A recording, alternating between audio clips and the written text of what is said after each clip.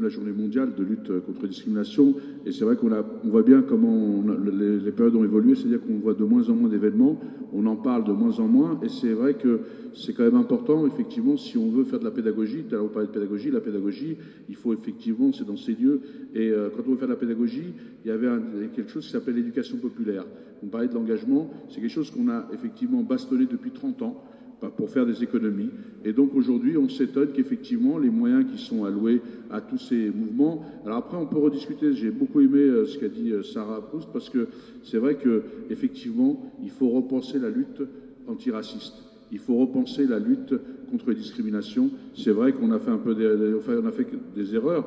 Et c'est vrai qu'aujourd'hui, on ne peut plus se suffire de dire être raciste c'est pas bien, être facho c'est mal, et surtout être dans l'entre-soi, parce que souvent on se parle entre nous et on pense qu'effectivement la population a intégré nos discours, c'est-à-dire que ce qu'on leur explique ne correspond pas à leur réalité.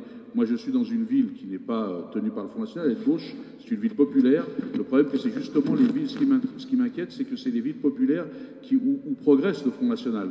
Et c'est souvent dans nos quartiers populaires qu'il progresse. Donc il y a bien quelque chose qui ne va pas, quelque chose qui n'a pas été intégré. Et après, je reviendrai d'autres anecdotes quand on parle avec les gens. Je crois que par contre, il y a des confusions aujourd'hui, et ça s'appelle de la paresse intellectuelle, c'est-à-dire que je pense qu'aujourd'hui, plutôt que d'avoir du fond politiquement, on est en train de toucher le fond. Aujourd'hui, on essaie d'expliquer, d'essayer de voter, on le voit bien, il y a des élections, sur le moins pire, on se dit, et puis celui qui va nous sauver, je ne sais pas quoi, on dit qu'il faudrait qu'on soit sauvé de je ne sais quoi. Je ne sais pas s'il faut être sauvé, ou ce qu'il faut sauver, c'est ses valeurs. Je pense qu'il faut une colonne vertébrale et il faut revenir. Et je le vois bien quand les élus, effectivement, aujourd'hui, discutent, quand on a nous-mêmes dit que le Front National posait les bonnes questions, on a ouvert la boîte de Pandore. On a ouvert une boîte de Pandore parce qu'à ce moment-là, on accréditait qu'effectivement, ils pouvaient poser, que les thèses du Front National pouvaient être discutables. Et là aussi, il faut qu'on revienne. Et je crois que les confusions entre le protectionnisme et l'exclusion, les confusions qu'il y a entre le patriotisme et le nationalisme, je crois qu'il y a effectivement des discussions. Et pour ne pas être encore dans la philosophie, je vais être concret. Moi, quand je discute effectivement avec les gens de ma ville, ils me disent de toute façon, on a tout essayé, et on parlait tout à l'heure, vous parliez du programme du Front National. Alors lui, il va beaucoup plus loin que les promesses qu'il fait, parce que franchement, quand il est élu, il se lâche et il amine tout sur son passage, et il commence, on essaie d'expliquer aux gens par quoi il commence. Et bien les gens, quand on discute avec eux, ils me disent, mais quand même, reconnaissez, par exemple, je prends l'exemple de la délinquance, parce que ça, c'est souvent, il faut en parler, c'est ce qui nuit aux gens, et ils disent, les seuls qui peuvent nous régler ce problème-là, ou alors on reste entre soi, c'est le Front National. Eux, ils font pas de cadeaux, c'est un peu... Bon, je ne vais pas reprendre de termes qui pourraient être désobligeants, mais voilà. Et donc, quand on leur dit, mais attendez, c'est quoi, est-ce que vous pensez, comment vous réglez, c'est qui les gens? Et ils vous expliquent, et des fois, les gens me disent, mais quand même, M. Bellouli, reconnaissez qu'il y a quand même plus, entre guillemets, plus de quoi? Vous savez, il y a plus de gens qui sont issus de l'immigration dans les prisons. Je lui dis oui, et donc ça veut dire, c'est quoi votre analyse? Donc vous voyez bien qu'il serait un peu plus, vous savez, on a eu le débat sur la détection à 3 ans, etc. Vous voyez bien qu'il serait un peu plus sujet à... Je lui dis, excusez-moi, je lui dis, la question c'est, est-ce que vous pensez qu'aujourd'hui, on ne condamne pas plus fortement des gens qui sont pauvres et qui n'ont pas de réseau, que des gens qui commettent des délits et qui, eux, ont les moyens. C'est-à-dire qu'aujourd'hui, quand on voit, je ne ferai pas de parallèle avec ceux qui ont volé beaucoup d'argent et la procédure judiciaire, comment elle se met en place, avec un jeune qui aurait volé dans un carambar et qui, pour le protéger, on va le mettre en prison pour pas qu'il récidive. Vous voyez, alors que c'est le contraire, donc les gens vont effectivement récidiver parce qu'ils vont être dans un environnement qui ne pas... Et puis après, on a une société qui ne reconstruit pas les gens. C'est-à-dire à partir du moment où les gens ont payé leur dette, où ils ont fait, eh bien, ils sont pestiférés ou ils portent quelque chose.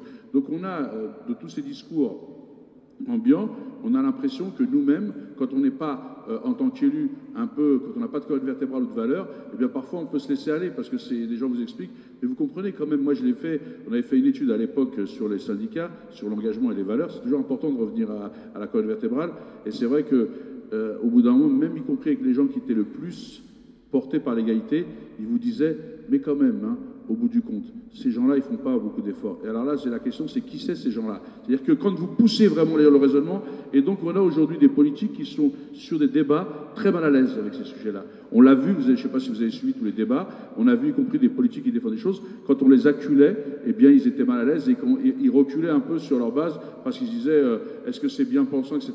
Et donc on voit bien qu'effectivement, il faut repenser notre façon de voir les choses et notre façon d'agir.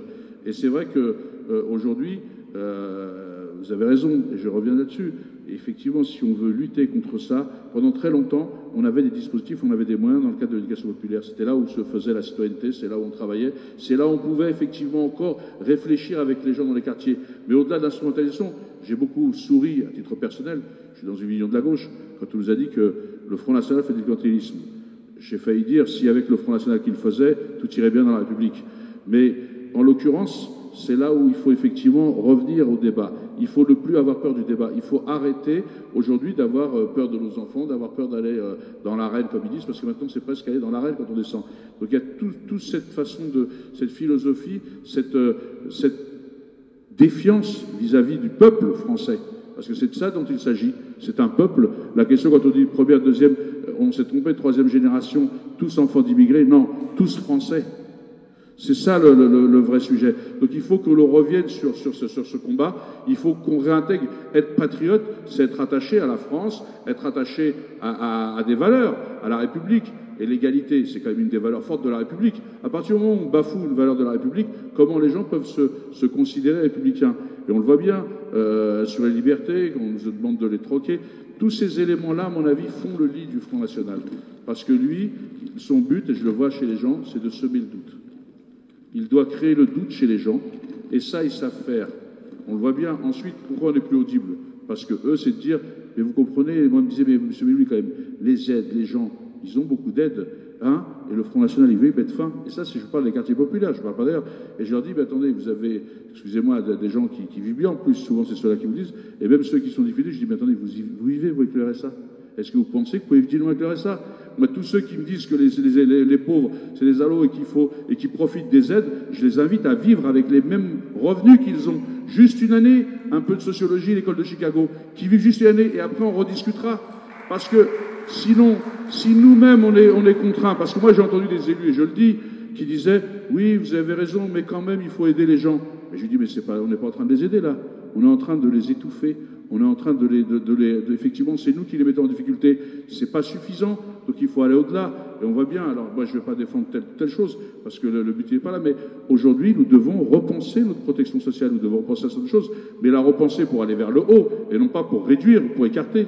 Et l'autre, c'est quand même nous. Moi je vois et je dis aux gens, mais attendez, vous voulez qu'on retire qui en fin de compte? Parce qu'il y a trop d'immigrés, c'est lesquels? Parce qu'il faut pousser aussi le bouchon. Lesquels vous les retirez? Tous ceux qui aujourd'hui vous soignent dans les hôpitaux? Parce qu'aujourd'hui, les hôpitaux, sans les médecins extra-communautaires, la facture serait salée. Je pense que l'AS refera d'autres plans. Alors, vous voulez qu'on les retire tous? Vous vous soignerez comment? Vous voulez qu'on retire qui? Les boulangers? Ah oui, mais ils prennent notre travail. Discuter, d'accord, mais est-ce que moi, je suis d'accord? Tu cherches du boulot? Bon, c'est à cause du boulot. Écoute, au secteur nettoyage, ils prennent des gens, ça t'intéresse? Ah non, je ne suis pas intéressé. Tu veux... Enfin, voilà, mais on prend... Dites-moi lequel travail de qui on retire et à qui on le donne, qui est prêt à le faire. Vous voyez, on a besoin aussi de remettre des choses, de rediscuter concret avec les gens, parce que je pense qu'il faut aujourd'hui, et moi je voudrais finir là-dessus, il faut repenser, et c'est vrai que repenser tout notre process, refaire le disque dur de la lutte contre l'antiraciste. Je pense qu'on ne peut plus aujourd'hui, on n'a pas en face de nous. Eux, par contre, par rapport à nous, ils ont